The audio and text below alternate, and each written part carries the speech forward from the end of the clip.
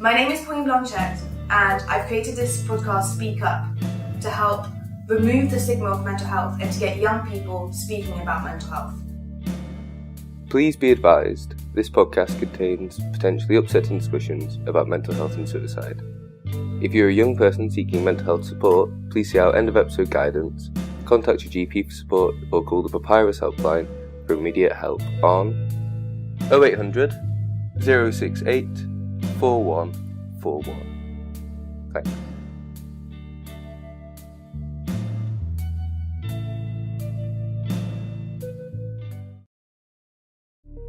Recently, there has been more and more press about men and mental health, and I think it's been something amazing. We've had some amazing celebrities come out, like Professor Green, talking about his mental health issues, and it really is a step forward.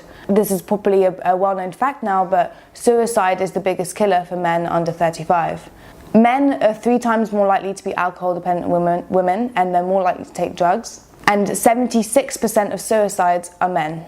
I decided to speak to Peter Wilson about what anxiety means and what it means for a man to be anxious and what a man's pressure is today in this world, and maybe why it's more difficult for them to speak to people and to go and seek help. Hi, my name is Jacob. I went to the Brent Centre for about 2 years. I'm 21 now, but I went between the ages of 17 to 19 after my experience with anxiety began around the ages of 16. I had 2 big panic attacks at 16 and then spent a year, more or less, suffering pretty intensely from anxiety, and then went to the Brent Centre for 2 years, and it helped me out quite a lot. Well, I remember very well when I started going because I had 2 very enormous panic attacks around the ages. I mean, I remember it because it was just before the Reading Festival, which we all went to, the MGCSEs. So I think I was 16 actually. Yeah, I do remember that. Yeah, I yeah. remember the festival, Not the panic attacks. No, I remember those. You might not remember those. And then it was after, so after I had that, I sort of realised something must be wrong with me because I wasn't feeling very good for a while. Yeah. I think it might have been a full year after that initial experience of just feeling pretty, what I would call just raw anxiety, in the sense that it wasn't so much worrying about specific things. I mean, there was that kind of stuff, and and I do get that kind of stuff, worrying about specific things. Things like, I mean, just things like, if someone calls, you just sort of imagine they might be saying that someone's dead, or you know what I mean, just like things like that. Yeah. But it's not so much that; it's more I call it like raw anxiety. It's like hot panic of just. Although those panic attacks were the only ones I ever really had, full-on panic attacks, it was for about a year, the sense of always being on the edge of a panic attack for like the whole time, you know what I mean? Yeah. Just like a lot. Yeah.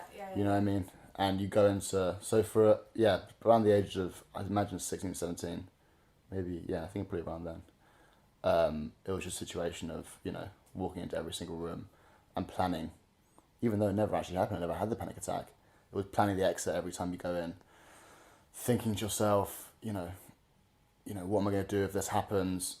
Just sort of, as you're talking to someone in your head, you've got this face like nothing's going on, but really in your head, it's just, oh, fuck, you know what I mean? Like, it's just sort of, this build up. I call it raw anxiety because it's not, like I said, it's not about it. I mean, I guess the fear, it's like fear of fear itself, but it's a guttural emotion of like this building up of pressure. Coming up inside you, and you can feel it physically. So that's what I was going through for a while before I went to the GP, and they referenced me to the Brent Centre. It must have been a full year because I remember. Because I remember I went to Reading, and then it was not quite a full year, but it was the start of the next summer because I remember I just had my first session. How long does it take? So how long does it take in between, like, because I sometimes I hear like the process between seeing your GP, like getting that, and then the actual thing. Well, I mean, to be honest, I didn't go to the GP for a long time because I was pretty scared of what was happening to me. I mean, it was pretty, I didn't tell anybody for months. And I was didn't know what was going on, you know what I mean? And you sort of start thinking, especially to go, I think what's interesting is to go from, I'd always considered myself before then to be someone who's really strong of mind and was really good at like, you know, dealing with myself. And I always thought, you know, this kind of thing would never happen to me. Honestly, that's what I thought. I remember thinking like, this seems so stupid now, but at the time I remember thinking, like, even when it started happening, I was kind of like, don't worry about this, Jacob, like, you'll be okay. You know what I mean? Like, I thought I would be able to sort of, I was looking at it really scientifically almost. Like, that's what I'm saying, it's not about the actual fears, because it would be me walking around and being, oh, I'm feeling this thing coming up in my chest right now. Like, like, let's just like, I was trying to take a step back. It was very physical. Yeah. And then that's how it began. And then it sort of built up and it went into more of a general thing of, you know, it starts off just every now and then going, oh, fuck, this thing's coming up at me. And then it turns into, your whole life was like, my whole life was like that, you know what I mean? Yeah. So the journey from day one panic attack to going to the GP and saying, I don't know what's happened to me, but something's really wrong, I need help, that must have took, you know, it's difficult to remember because it was such a hazy time, but if I think about it, it must have been like 5-6 months, something like that. Yeah, it's a long time. After I went to the GP, I think it took maybe about another 6 weeks, 2 months, something like that, before I actually got seen by somebody. Yeah. I think I have to go back and check. Cause honestly, like my memories, it's a long time ago now as well. My memory of that time is quite hazy. But I remember when I first got that first session. I mean, it was like it couldn't come. It was so essential. You know what I mean? Yeah. And it was so just sort of like, you know. And I mean, it was so. I remember because I went to that first meeting, and the following week I went to a festival. Yeah. Download festival. Yeah.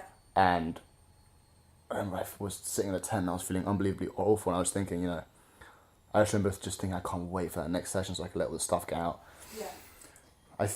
Sorry, what were you saying? I was going to say, do you feel like a lot of it has just been like anxiety's built up as well because you feel like it's all repressed, like it's almost been like your own little secret that you've kept? Yeah. Oh yeah, definitely. I think it's sort of like that building up is such a physical feeling, but it's just a release that you crave. I was craving, you know what I mean? Yeah. Such a release. I remember sometimes even thinking, because I never had, I don't even know the difference between an anxiety attack or a panic attack, but I feel like I know the difference. I mean, I don't know what the medical definition is, but what I would say is a panic attack is when it clicks over and you're no longer sort of, you're not really in the same plane as you were before. While to me, an anxiety attack is like, I've had loads of anxiety attacks, which always feel like they're going to click over into panic attacks, but they never do. But I remember almost feeling sometimes, I wish I would have a panic attack because it's that release. I mean, it doesn't make any sense really. But the logic is it was so unbearable to have this building up. You just want it to look. You want something to come out, you know what I mean? I remember thinking like I wish I could like burst into tears or something, or wishing I could something could click over. You just want, you know, something to it's like a yawn. You can never quite click the yawn, you know what I mean? Yeah. That's kind of what it feels like. So then I used the Brent Centre for 2 years. Yeah. And that was really, really important to me. Yeah. I mean, looking back at it, I remember when I first went, I was thinking, because, you know, at that time I was thinking so much like of quick fixes, and the education on mental health that I understood was so sort of, I remember thinking like, this is just something that will go, like this is something that I'll just get over and it'll be done and I can, you know, move on to the next thing in my life. You know, I'll go and I'll take one pill and that's it, I'll be done. I remember I got that first session, I was like, oh sick, now I'm in the sessions, knock this whole thing out in like 6 weeks. Yeah. You know what I mean? That's how I thought it worked. Yeah. So there was a certain frustration when, funnily enough, you know, 6 weeks I'm still, you know, keep dealing with stuff. So it wasn't like there was never really a moment of, which I think a lot of people, well I know I felt, there's never really this moment of instant relief that you yearn for so much. But it's when I look at how I was when I went into the Brent Centre and look at how I was when I left the Brent Centre, you know what I mean? It's like,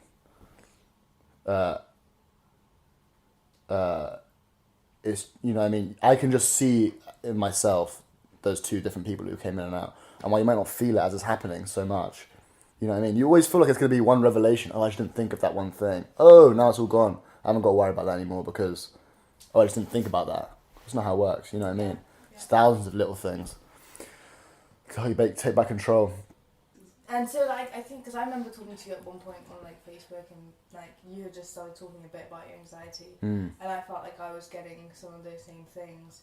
But how did you go about approaching, like, your friends about, like what you were going on in your life? Because I think we were all we were 18. Yeah, there was so many of us in our friendship group were all coming out with it at the same sort of time. Yeah. I think it was a mistake. Everyone was... God, what a great time. Everyone was a mistake, I think, but everyone just started, like, slowly, like, speaking out a little bit. Yeah. I mean, I remember telling my mum really clever. I mean, I think I can't remember the first person I told or spoke to about. I probably spoke to you about it at some point. I can't remember the exact moment though. And probably when we were drunk, realistically. Yeah. That's when most of this kind of stuff happens. Especially. Is that good? Did you talk to you guys? Rightly so. She's like, what's your name? Bloody toxic masculinity. But that, yeah, especially for boys, is always when. Did you talk about this when you were doing your bit as well? No. Oh, you didn't? Well, he's full of shit, this guy. It's about being a man, and yeah, this always happens when you're drunk. This is when I speak to. I mean, with very few exceptions, even today, really. Yeah. The only time you really talk to your friends about it is when you've had a few drinks. You know what I mean? Yeah. Maybe you had a few drinks.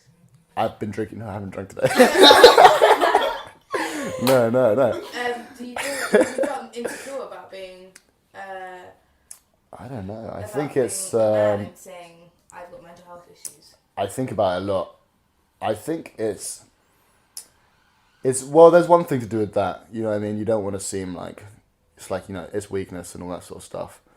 But I think a lot of it's to do with it's almost difficult. Like sincerity is quite difficult. I think. Do you know what I mean? To talk to about, you know, because you spend all the time joking around with your mates all the time. Yeah. Suddenly, you know, sitting there, oh mate, by the way, you know, I'm really, you know, it's a very serious conversation. Definitely. And men especially, I think, find it difficult. Especially, you know, men can be talk really seriously about things that aren't to do with them personally. But when you've got a real problem, I think it's that vulnerability and that sincerity that's difficult to really, you know, to even stomach. Like, to hear yourself talking about it, you just suddenly think, this isn't very, very fun thing to talk about, you know what I mean? Because basically everything you do is all about having fun all the time. And then when you suddenly go, can you come over, I want to talk to you about this or that, you just feel like, you know, we're not really having a good time. And you don't want to, it's, you know. You don't want to, like, bring your friends down. Yeah, you don't want to bring your friend, you don't want to, I don't know, it's like, yeah, it's about burdening people, it's about, you don't want to be like a buzzkill, I guess. Yeah. Do you know what I mean? But I think that is, for me, more than anything, I mean, there's obviously layers to it, and I probably don't even understand my own emotions as well as that. You know what I mean? There's probably more to myself that I don't really know about, and layers to everything. But to me, it feels not so much necessarily about weakness in and of itself, but it's about like sincerity and earnestness. It's just difficult because you know you don't want to, you don't want to be bringing everyone down, that sort of stuff. You know what I mean? And it's that vulnerability. Yeah. The conversations that happen are quite rare, and because they're often limited to when you're fucked up, basically. It means every time it comes out, it's like an outpouring. Do you know what I mean? So instead of being able to have frank, normal conversations, saying, you know, oh, I've been feeling X, Y, or Z recently. You know, like, oh, you know, I'm really nice about this. Don't know why I keep freaking out about this idea or that. You know what I mean? It's always because it's always, you know, so rare. Whenever it is, it's always, I've been feeling awful and I don't know what I'm going to do about it. Do you know what I mean? Yeah. As opposed to, if it was more open and discussed, it shouldn't be seen as this great big thing like, oh God, I feeling so terrible. You know, you'd be able to talk about it in a more, you know, because lots of people who suffer from mental health stuff, it's not just this, like I thought it would be for me, you know, just as one period. No, it's like, it's basically constant. It's basically, I mean, forever, not necessarily forever, but it's something you usually have to deal with for years at least. Yeah. You know what I mean? So it shouldn't be seen as this, you should talk about it like, you know, symptoms the same way you would talk about any other illness. Yeah. You know what I mean? And what do you think is one thing about anxiety, like the idea you had about anxiety before and realising you had anxiety was something that you didn't realise, like you were talking about how it takes so much longer than you thought to get better. Yeah. Or some other things that you had not realised. I still, you know, I wouldn't even necessarily describe what I have now as anxiety. I mean, it's anxiety themed, if that makes sense. Like, I just think, whenever I feel down these days, I just think of it not necessarily, I don't get that hot panic I used to get so much, so it's just sort of like feeling generally a bit rotten, you know what I mean? But in terms of feeling bad, I mean, exercise, I think, is unbelievably underrated. And I used to think all that bullshit as well. Like, I would think, like, don't be so stupid to think that this, I mean, it's not going to cure anybody, but it makes, to me, it made a huge difference. During my A-levels, I mean, it was unbelievable. What kind of stuff did you do? Like, what Just were you running. Just running all the time. I remember you came up to me, you were like...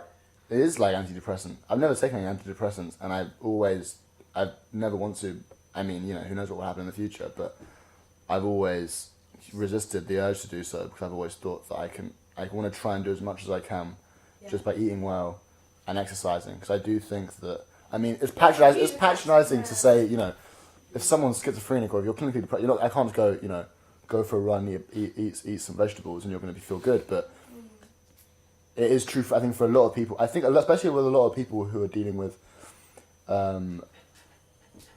sort of, I mean, you guys said before as well, like, you know, there's people who are dealing with way worse things than whatever, you know, we're dealing with, always. And I get, you know, when you're experiencing mental health issues, it's very, very easy to give in to those urges. And when I'm talking about this stuff, I'm not trying to say, like, I'm not for a minute saying that you're weak if you can't get out of bed. Yeah. But it's so important to, you know what I mean? Because I'll wake up sometimes and I'll think I really just want to sit here all day and not do anything, you know what I mean? But I always try and make myself get out and, you know, do stuff and, you know. So find an outlet, so like George said before, like music and like... Yeah, exactly. exactly. Not even like you have to be creative, Stuff, you know, yeah. just like things are like... It's You true, don't want to just be constantly Yeah. distracting So, yourself. I've been speaking to a lot of the people for this, and like a lot of them say like, oh, help them. You've obviously said music, drama, like, you know, there's so many things, and it doesn't have to be something creative. It's just like keeping your. It's just mind keeping active, yourself like, busy. It's keeping, doing stuff like, creativity, like stimulating the stuff. I stimulating. think, you know, it's sort of when you know, I will have the urge to sit in my house all day and just, you know, all you do is watch the same YouTube videos over and over again. All that really, and that doesn't make me feel any happier, but I do it sometimes. All it does is it's distracting yourself from the way you're feeling in the most minor way you can possibly do it, and you're avoiding the real issue. I'm talking about to myself really right now. You're avoiding the real issue, and you're just trying to distract yourself moment to moment. It's almost like basically, you know, just passing the time for the sake of passing the time, you know what I mean? In terms of advice for the raw panic, there was a bit of a little bit of a eureka moment for me when I was, I read this article or something. It was about when you have that feeling of like panic coming up, is to not fight it. I think that's for that period before I went to Brent Centre. You're going around the whole time thinking, God, what's wrong with me? Something's wrong with me. I need to change what I think. I need to just get my mind. I need to like, there's something I'm not thinking right in the right way. Why am I thinking like this? Oh, if I just was to have this realization or that realization, I've got to change what I think. And all that does is that fighting, that increases tension in your brain. And then your brain is so tired because it's working so hard because all these mad thoughts are in your head and you're fighting the thoughts and the thoughts are fighting against your fight. You know what I mean? And your brain is so tired, it makes it weaker, which makes it even more susceptible. Yeah. And the minute I heard, you know, don't fight. When you feel this sort of stuff, don't try and battle it. Just, it's like meditation almost. Just sit back and let it wash over you. And don't be afraid of, you know, because I was scared of having a panic attack for like a year, all the time. And in the moment I sort of stopped, I said, who cares about a panic attack? Just let it happen. My name is Bew. I'm 27 years old. Living in London, South London, originally from the Caribbean. Been living in London for about 4 years. Studying at the moment, doing a BA at SOAS, doing linguistics. Because we're here today to talk about mental health. Yes. So I guess I don't know much about your story or anything, but I guess if what your history is with mental health, if you could tell us a bit more about that. Wow, yeah, it is an open-ended question. What is my story of mental health? Well, like I said, I grew up in the Caribbean, and then when I was about 9, I got a scholarship to a boarding school in Britain, and I went off at like 9 years old to a boarding school. Ended up being there till I was 18, so it was about 10 years after, and I guess around 14, 15, I don't want to say started, because started is never really the right word when it comes to mental health, because there's things brewing, isn't it? But started, I guess, experiencing anxiety and depression, which I still experience. I'm not saying that was like this teenage thing that happened, but at the time it was a real shock, and has sort of manifested in a lot of different ways over the years. So I mean, was sort of, for me it was always very much about controlling feelings, and I was like really terrified of the way that these feelings were manifesting, the fact that I was feeling these like fear, anxiety, inability to function, a lot of the time this idea of not being able to meet expectations. So in quite a classic way, I guess, like, would try and control other things. So like I am an alcoholic, an addict, was sober for quite a few years when I was in my early 20s, and I've been trying to get back on it recently. I was bulimic for a little while when I was a teenager. I was self-harming at certain points. Different things at different times. Yeah. Really. But all to do with control. I feel as if it was all to do with control, and it was all to do with like having a space to myself, I guess, in a certain way. I mean, like, for me, it's like all sort of oscillated around drink at this point, like, because it's like, it's a really like wild thing. And like, alcoholism for me is a kind of self-harm in a way, as is like drug addiction in a lot of ways. It's about like self-destruction, it's like, but it's like very controlled, slow self-destruction. Yeah, definitely. So yeah, it is. I think it is about control, but it's about. I mean, I was sober for about 3 years, something like that, from about 23 to 26. Right. And sort of relapsed last year. And it hasn't. Not like it's the end of the world. I mean, there's this sort of like horror, terrible story about like addiction and alcohol, where, you know, you're at the end of the day. You sort of pick back up where you started, but. I remember at the time, like a month or two before, picking up a drink that first time, after so many years not doing it. And I was talking to someone who was also an alcoholic, and saying like, I know why it is that I drink. Like, I know why it is that I drink, because I'd just been through some stuff that had suddenly made all these feelings that I'd been so successful at making disappear through all these various different techniques and strategies. And they just rose to the surface, and I was totally incapable of processing them. Like, utterly incapable. I would be on my way biking to work, cycling to work, and I would just like have to stop and like sit in a park and cry for like a half hour. Oh my God. Like, really bad. Yeah. Really, really bad. And for me, it's and also, everyone has their own story, right? So there's always like this sort of pop psychology you can do about what are the causes, what are the root things. Yeah. But yeah, for me, it's very much about rejection, and about appearing cool, calm, and collected, and about appearing in control of myself. And relationships for me, friendships, are like a real struggle to like, I guess, rejection in whatever form, even if it's not a rejection, but not being wanted, seems very easy for me to cast on myself.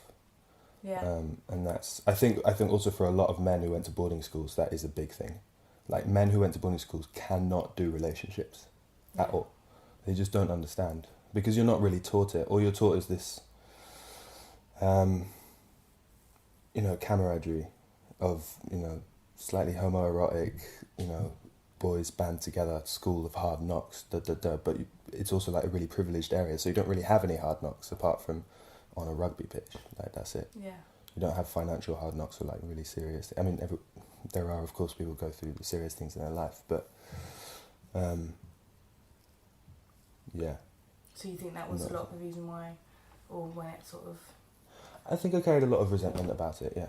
Yeah. I carried a lot of resentment about being sent away. I didn't really want to be there, but I felt that I had to do it because I was in that situation of having like a full scholarship and had donors paying for my school essentially, so I felt that I had to meet those expectations and not fail. Of course. You know, passing exams became like the be all and the end all of being. And life sort of, when you think like that, when you're taught, not taught explicitly, but when you start to think that that's the way that your life operates, life itself kind of becomes an exam. And I think for me, like, in terms of, again, friendships and relationships, like I can often fall into that trap of thinking that other people are exams that need to be passed. You know, they're like, if you tick all the right boxes, people will love you. Yeah, no, I often think about that, and especially with everything that's in the news and like the way that feminism is making like a really mainstream comeback in a lot of ways, for better and for worse in a lot of ways, but that idea of patriarchy and that idea of male supremacy, there's this weird sense in which it's spoken about. I think the for worse in that is that it's often spoken about and it's represented in the media as being this thing that happens to women. Yeah. And physically, obviously in terms of abuse, often women are by far the ones who are the victims and the sufferers. But that's not the way that patriarchy works. Patriarchy is a two-ended sword. Like, in order to have men who are committing crimes and like abuses, you have to make men into something. Exactly. And it's it's like a swing and a roundabout thing. And I think that really that message needs to be told better to people. I mean, at that school, I really did not have a good time, and I really retreated into a fantasy world in a lot of ways. Okay. Like,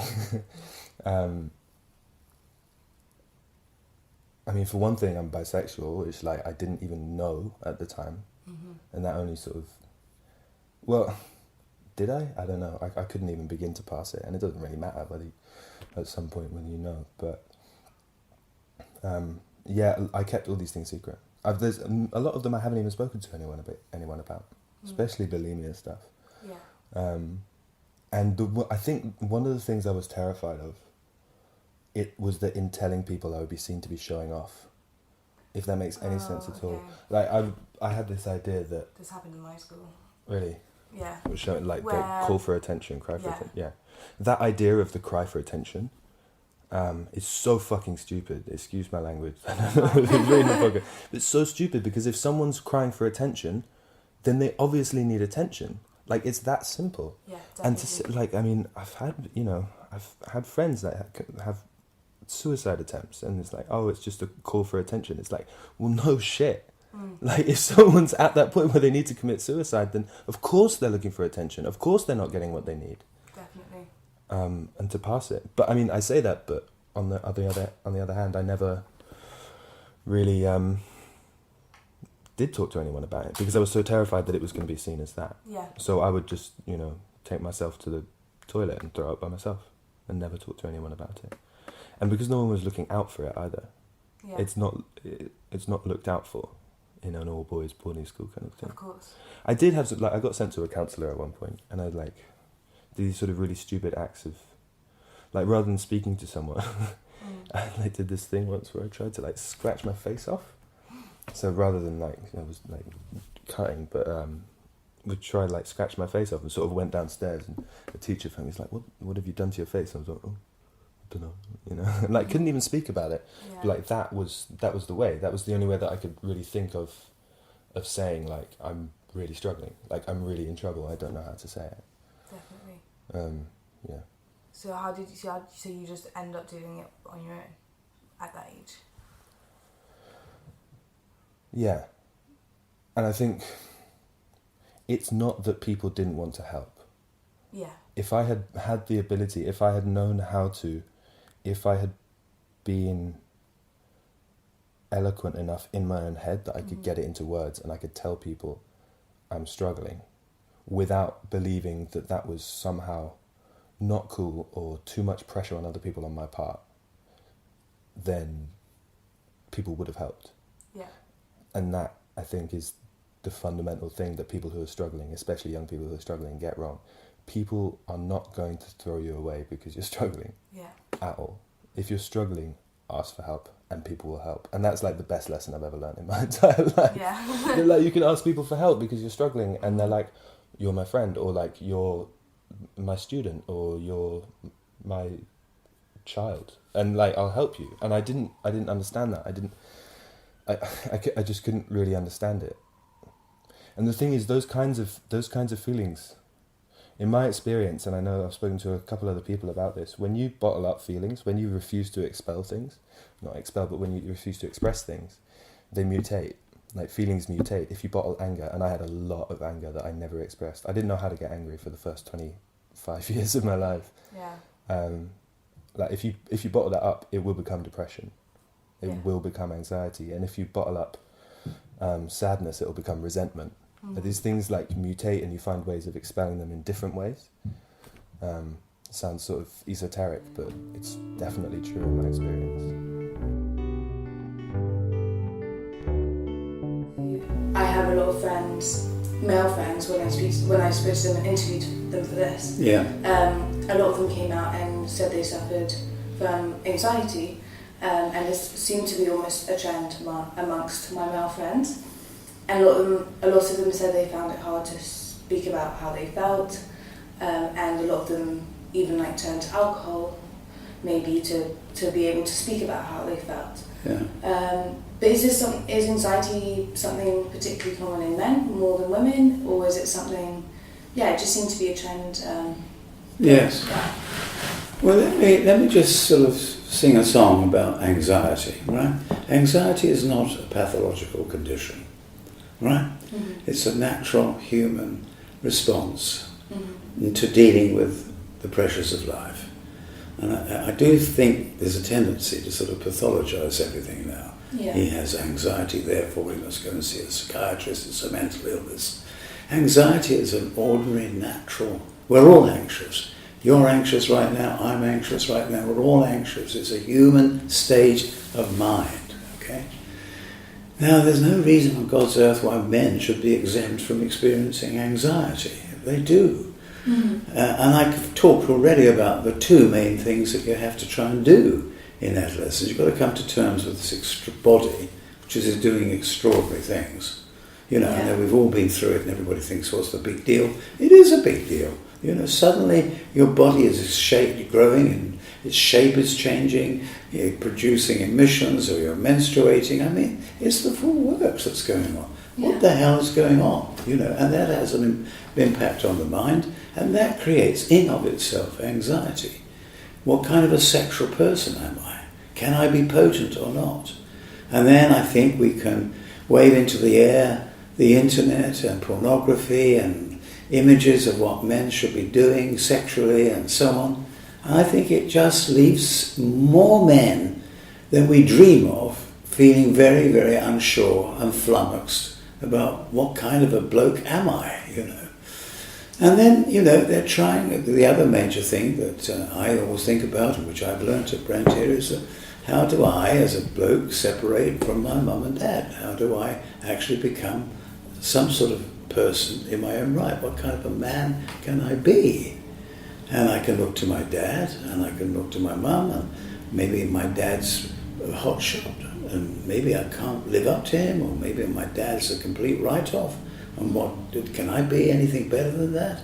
And my mother, how do I deal with her care and her love if she's giving it to me? I've got to stand on my own 2 feet, that's what everybody says. I've got to stand up and be independent anyway. I want to be independent, I want to stand up, but how do I stand up, and what kind of person?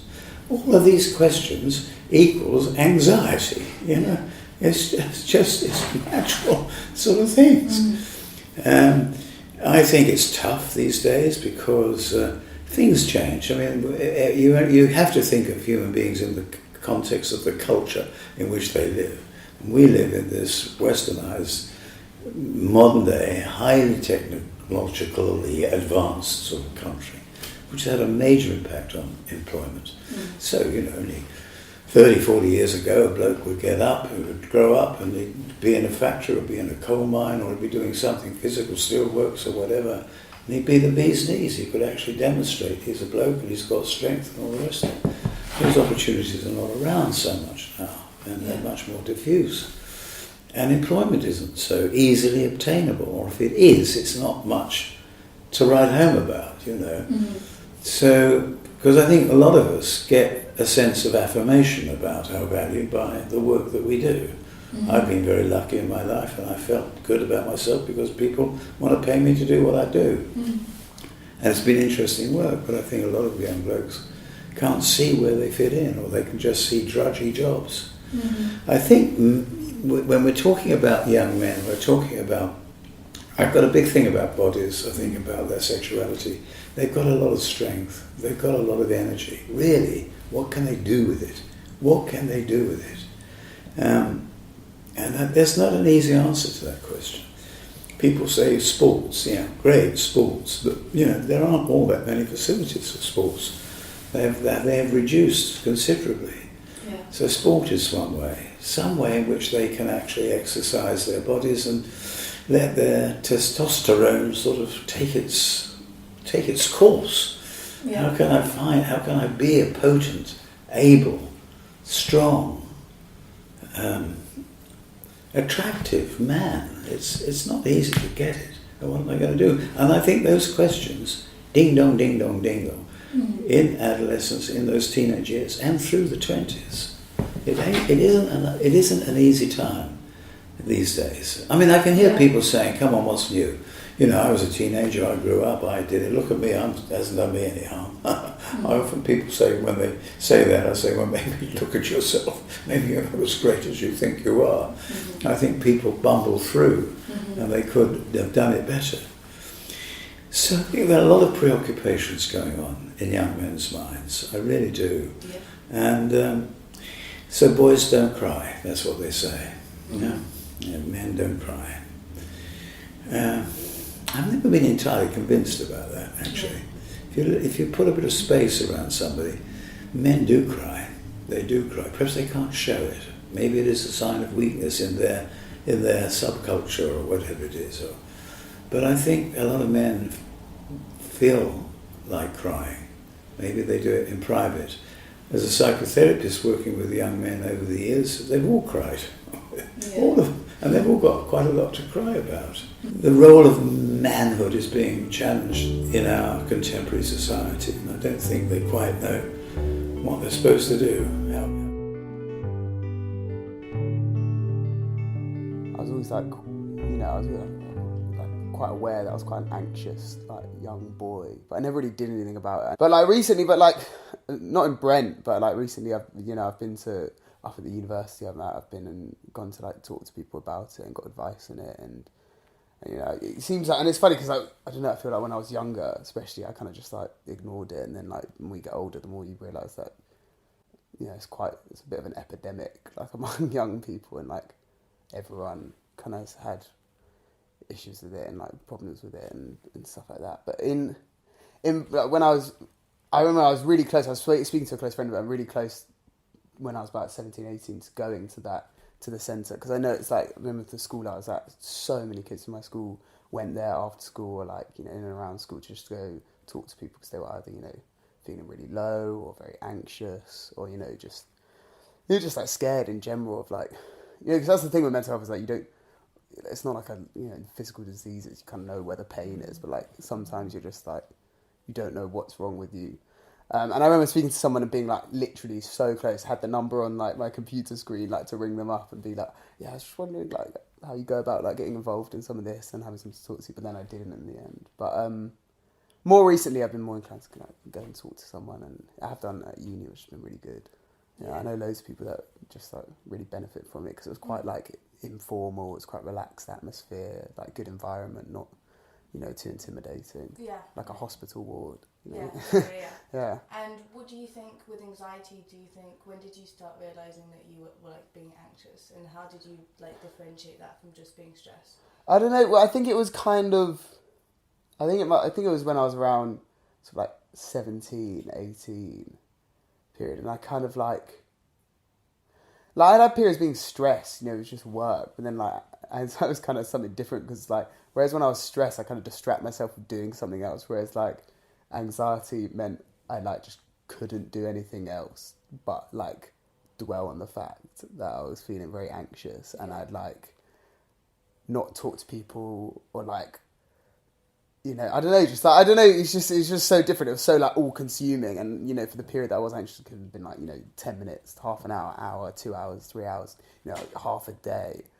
And that it's just kind of like it's a lot of difference being just a little bit stressed, because that's kind of like that's completely different. Yeah. And what are some of the ways do you think that helped you like not like dealing with anxiety, and like do you think there's other ways than just like talking to someone? Do you think there's like I know you do a lot of like theatre and like drama. Do you think that helps? That helps a lot, like just getting involved in stuff. And I always noticed that I get worse like if like it would be worse the more like I didn't do stuff, and the more I kind of just like didn't keep myself busy or keep myself doing things that I loved doing and enjoyed doing. And like that's the thing, like theatre was like get involved in drama was like a really good outlet for that. And that's probably why I kind of because it was around I started like loving acting and stuff when I was like 16, and then when I was like 17, 18, when it started happening more, that's when I actually started doing a lot more drama and stuff. And I feel like that's probably like in a sense, because like I don't know, I know that's probably what helped me a lot. I know that sounds so like bullshit being like that was my therapy. It was my therapy. But I feel like that was, instead of like going and talking to like a professional or like telling like I haven't really spoken to many people about it, but I know telling people about it or like going to a doctor, I just get involved in like that kind of stuff, and that was just kind of like a way of dealing with things. Just like doing something creative and like exactly. Great. Yeah. And I guess so. Being at university now, I guess you've learned to sort of like deal with it through acting. Yeah. And do you think it's a big problem at university? Yeah, I think it's worse. I think like genuinely a lot worse at university. Personally, since I've been there, like not my experience, just like in terms of like in general. Yeah. Like I think obviously like it's a different environment being at school, because at school you're going home a lot of the time, but whereas like university it's kind of like free reign, and like the culture of just like constantly going out, constantly drinking. And like lots of people like lots of drug taking obviously doesn't really help as well. But like so many people I've met like up in uni have problems and issues with it. But then again, like it's not as if I feel like it's very people talk about it, which is good. And it's you notice that like a lot of friends like have like severe issues, like severe problems. They'll go and ask for help, and then they'll see the waiting time is like ridiculous, and the only way they can do it is like doing this other thing that they just don't really feel comfortable doing with like lots of other people involved. And this is something that they've just come to terms with themselves. They're not really able to do it in a big group, and they just kind of want help. But then it's like exactly. We're like they go to the doctor, and the doctor tell them the health centre will be like ring them up, 4 month waiting list, ring them up 6 month waiting list, ring them up 2 month waiting list. Or you could like tell your parents, which a lot of people don't want to do, and then pay £80 a session for a private doctor, which like there's a lot. Like one, it's a lot of money, and two, even if people have the money, they have to like probably talk to their parents, or like students aren't rich. Like they're either like on a loan, or they're getting money from parents, or like they have to work. I don't know. So it's like I think that sort of really adds to the situation. On top of the fact that university is a very like socially intense period of people's lives. Yeah, definitely. Yeah. And I guess like in terms of like being from Brent, what was it like growing up in Brent in general? Yeah, I love growing up in Brent. I love my school. Like my school's primary school just down the road, and then a secondary school like literally just up the road. It kind of like I don't know. Yeah, talking to people, that was it just sounded like people just loved having, not love, but like really like excelled from having a place where you could go where it was a very relaxed atmosphere, very easy environment, very easy to get hold of, and something that was like on their back, like you said, something that was local to them, like, so they didn't have to like, you know, trek miles to see them. They didn't have to go to some special like hospital to see them. They didn't have to go, you know, they just went to someone who was able to talk to, who knew what they were doing, who could understand what they were going through, and they could also able to understand that like they were going to this place where so many other people their age or younger or a bit older were going. And it kind of like just felt, it sounded like for them, it just like felt like it made the whole ordeal a lot easier. And like a lot of it, it's just, I think it's just like, it sounded like it was just a case of like making the process a lot easier and a lot less intimidating and kind of stigmatized, you know, and like yeah, definitely. And do you think like do you kind of know where this anxiety stems from? Not really. No, I feel like I would sometimes, as in my like, not really. No, I don't know. Like I've always been aware of the fact that like, you know, like in my family and stuff, you know, and and like they've had problems with mental health, not like severe problems, but and like I've always been aware that I'm quite like an anxious person. I think it'll make it harder to kind of like sit down and work out like, where it stems from. I think that's kind of just a bit, doesn't really help that much. I feel like just a lot of my friends all the time, he gets like, you know, bad anxiety, he just says the best thing he's found is just like realising that he does get anxious and not trying to fight it and just accepting it. Please be advised, this podcast contains potentially upsetting discussions about mental health and suicide. If you're a young person seeking mental health support, please see our end of episode guidance, contact your GP for support, or call the Papyrus helpline for immediate help on 0800 068 4141. Thanks.